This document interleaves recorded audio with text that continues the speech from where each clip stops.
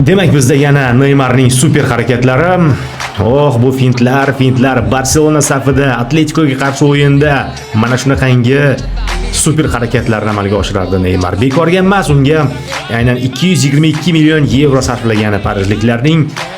Parijda ham o'ynadi, ammo katta sovrinlar deylik o'sha Chempionlar Ligasi kabi sovrinlarni yuta olmagandi. Ammo baribir mana bunday harakatlari bilan ko'pchilikning e'tiborini tortgan va sevintirgan futbolchi.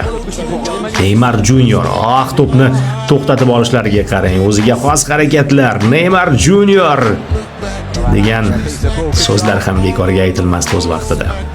Nozik harakatlar, ajoyib driblinglar. Bu aynan Neymarga xos bo'lgan vaziyat. Braziliya, Barselona va PSG safidagi porloq uchilar zarba, voy. Gol bo'lmadi, yaxshi ham shu vaziyatda. Agar gol ham bo'lganda boshqacha bo'lardi.